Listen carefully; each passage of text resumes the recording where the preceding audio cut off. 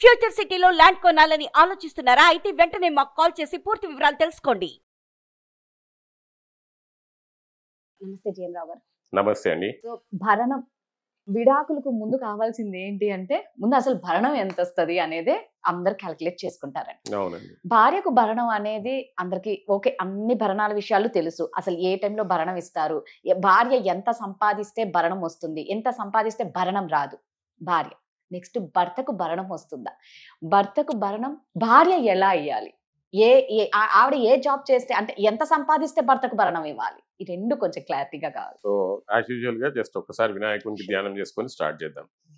వక్రతుండ మహాకాయ సూర్యకోటి సమప్రభ నిర్విఘ్నం కురుమే దేవ సర్వకార్యేషు సర్వదా. గురు బ్రహ్మ గురు విష్ణు గురుదేవో మహేశ్వర గురు సాక్షాత్ పరబ్రహ్మ తస్మై శ్రీ గురవే నమః. భర్తకు భరణం అనేది, ఈ భర్తకు భరణం అనేది కొద్దిగా లాస్ట్ లో మాట్లాడదాము. వైఫ్ కి భరణం అనేది ముందు మాట్లాడదాము.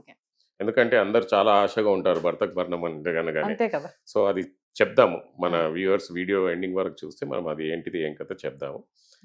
భార్యకు భరణం అనేది చాలా కేసెస్లలో ఇది బిజినెస్ అయిపోయిందండి.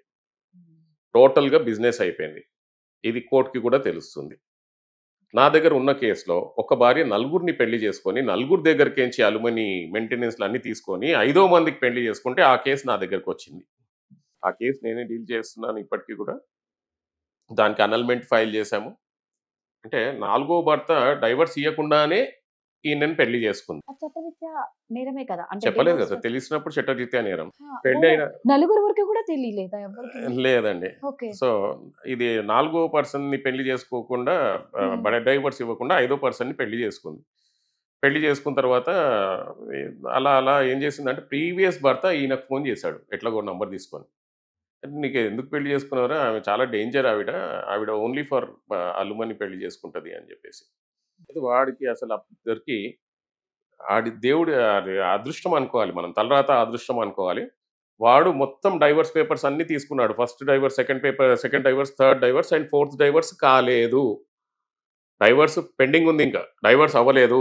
అంటే ఇప్పుడు ఫస్ట్ నుంచి అసలు ఆమెకి డైవర్సే అవ్వలేదు. ఫస్ట్ మ్యారేజ్ డైవర్స్ అయిపోయింది, సెటిల్మెంట్ అమౌంట్ తీసేసుకుంది, మంచి అమౌంట్ తీసేసుకొని పక్కకు జరిగిపోయింది. సెకండ్ డైవర్స్ అయిపోయింది, మంచి అమౌంట్ తీసుకొని పక్కకు జరిగిపోయింది. థర్డ్ అమౌంట్ తీసుకొని పక్కకు జరిగిపోయింది. 4th అమౌంట్ గురించి భేదిస్తుంది. దానికి డైవర్స్ వేసి పెట్టింది 498A అండ్ డైవర్స్ 2 వేసి పెట్టింది 4th హస్బెండ్ మీద. అవి తేలక ముందే ఈ 5th హస్బెండ్ ని పెళ్లి చేసుకుంది అనమాట. ఈ 4th హస్బెండ్ 5th హస్బెండ్ కి కాల్ చేశాడు.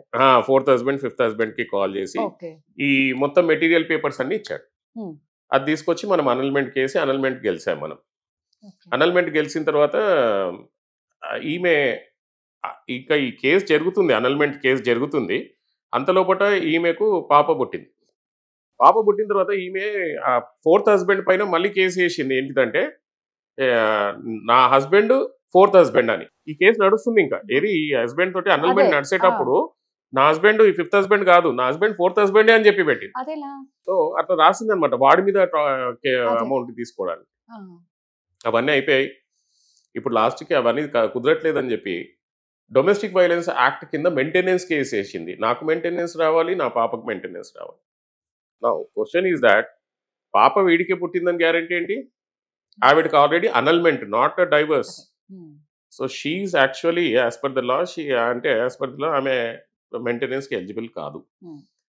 అండ్ పాప ఎలిజిబులా కాదా అనేది కోర్టు తేల్చాలి. దట్ ఈస్ DNA టెస్ట్లు అవన్నీ జరిగిన తర్వాత కోర్టు తేల్చాలి.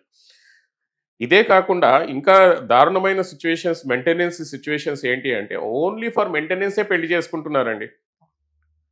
మెయింటెనెన్స్ అండ్ ఈ అలుమని గురించి పెళ్లి చేసుకున్న 1 year లోపల గొడవ పెట్టుకొని నువ్వు నాకు 50 లక్షలు ఇస్తే నేను నీకు డైవర్స్ ఇస్తాను, వాటితో నెగోషియేట్ చేసుకుంటున్నారు. 30 లక్షలు వస్తాయి తీసుకుంటున్నారు, మళ్ళీ ఇంకో పెళ్లి చేసుకుంటున్నారండి. బిజినెస్ లాగే అయిపోయింది. ఇది కంప్లీట్ బిజినెస్ గా మారిపోయిందండి. ఇది కంప్లీట్ బిజినెస్ గా మారిపోయింది. వైఫ్ మెయింటెనెన్స్ కేసెస్లలో వైఫ్ జాబ్ చేస్తుంది, ఆమెకు బిజినెస్ ఉంటుంది, కానీ చూపెట్టదు నాకేమీ లేదు, నాకు మెయింటెనెన్స్ కావాలి అని అంటుంది. ఇట్లాంటి సిచ్యువేషన్స్లలో ప్రాపర్ అడ్వకేట్ ఉంటే ఆమె ఎక్కడ అని చేస్తుంది, ఏం చేస్తుంది, ఎట్లా లాగాలో లాగుతాడు. లాగి ప్రెజెంట్ చేస్తే ఇఫ్ షీఈ్ అర్నింగ్, ఆమె సంపాదిస్తుంటే ఆమెకు మెయింటెనెన్స్ రాదు. ఓకే, జాబ్ చేసే పర్సన్ ఇది ఒక ట్రెండ్గా మారిపోయిందండి. జాబ్ చేసే ప్రతి ఆడపిల్ల ఏం చేస్తుందంటే నేను జాబ్ చేయట్లేదు, నాకు మెయింటెనెన్స్ కావాలి. అది నిజం ఏంటిది మనము రప్పించగలిగాం అనుకోండి, ఇన్కమ్ ట్యాక్స్ రిటర్న్స్, లేకపోతే ఆమె బ్యాంక్ అకౌంట్ డీటెయిల్స్, లేకపోతే ఆమె ఎక్కడ పని చేస్తుందో అవన్నీ రప్పించామనుకోండి, ఆమె పైన పర్జురీ కేసు వేయొచ్చు, రకరకాల కేసులు వేయొచ్చు కోర్టుని మిస్లీడ్ చేసినందుకు. సో ఈ మెయింటెనెన్స్ అనేది ఇప్పుడు ఈ వైఫ్ సైడ్ నుంచి ఇలా అయిపోతే, వైఫ్కి ఎప్పుడు మెయింటెనెన్స్ రాదు, ఆమె working, she has a source of income, ఆమెకు 2 ఇండ్లు ఉన్నాయి, ఒక ఇంటిది రెంట్ వస్తుంది, ఆ టైంలో ఆమెకు మెయింటెనెన్స్ రాదు. పోనీ హస్బెండ్ ₹1,00,000 సంపాదిస్తున్నాడు, వైఫ్ మాత్రం 10,000 సంపాదిస్తుంది, అది సరిపోదు. సో అప్పుడు ఆ సిచ్యువేషన్లో మనకు మెయింటెనెన్స్ వస్తుంది. సో ఇప్పుడు ఈ రకంగా మన వ్యవస్థ అనేది ఇంత దారుణంగా మారిపోయింది. ఒక అమ్మాయిది కేసు, ఈ కేసు ఇంకా మన సికింద్రాబాద్ కోర్టులో నడుస్తుంది. మనకు పక్కన ఫోటో తీసుకొని ఆధార్ కార్డు మార్పించుకునేది ఈయన నా హస్బెండ్ అని చెప్పి ఆయన మీద డొమెస్టిక్ వైలెన్స్ కేసు వేసింది అనమాట. సో అంత దారుణమైన కేసెస్ కూడా మెయింటెనెన్స్లో ఉన్నాయి. సో మెయింటెనెన్స్ కేసెస్ అనేటి 99% ఓన్లీ ఫర్ ద బిజినెస్. హస్బెండ్కి భరణం వస్తుందా? డెఫినెట్గా వస్తుంది మేడం. కానీ if husband is sound mind and is able to earn, so అట్లాంటప్పుడు రాదు. ఇప్పుడు మనం పాతగా అనుకున్న ప్రకారమే వైఫ్ ₹1,00,000 సంపాదిస్తుందండి, హస్బెండ్ ఆటో డ్రైవర్, వాడికి ఏం దొరకట్లేదు. సో డెఫినెట్గా హస్బెండ్కి మెయింటెనెన్స్ అనేది తప్పకుండా వస్తుంది. Husband is physically handicapped, he cannot work, but wife is working 25,000 and earning 25,000 rupees, అప్పుడు కూడా హస్బెండ్కి మెయింటెనెన్స్ అనేది తప్పకుండా ఇవ్వాల్సిందే. ఇలా చెప్పుకుంటూ పోతే దేర్ ఆర్ ఎన్నో జడ్జ్మెంట్స్ ఉన్నాయి, ఎన్నో కేసెస్ ఉన్నాయి మనకు హస్బెండ్కి ఎప్పుడు మెయింటెనెన్స్ వస్తుంది అనేది. తప్పకుండా హస్బెండ్కి కూడా మెయింటెనెన్స్ తీసుకునే రైట్స్ ఉన్నాయి. ఓకే, మీరు అన్నట్టు భార్య కానీ భర్త కానీ ఎక్కువ సంపాదిస్తే ఖచ్చితంగా అటు పార్ట్నర్ కి మెయింటెనెన్స్ అయితే ఖచ్చితంగా ఇవ్వాల్సిందే. కాకపోతే ఏంటంటే మీరు అన్నట్టండి, ప్రాపర్ అడ్వకేట్ చేసే వాళ్ళు ఉంటారు. అవును, ప్రాపర్ గా చెప్పే అడ్వకేట్ ఉంటే నిజంగా తొందరగా బయటకు వస్తారేమో ఈ కేసుల నుంచి అనిపిస్తుంది. ఇంత ఇయర్స్ అవ్వకుండా చెప్పే వాళ్ళు కరెక్ట్ గా ఉండాలి, దాన్ని నడిపించే వాళ్ళు కరెక్ట్ గా ఉండాలంటే అంతా అడ్వకేట్ చేతిలోనే ఉంటుంది. అవునండి. థ్యాంక్ యూ అండి. Thank you.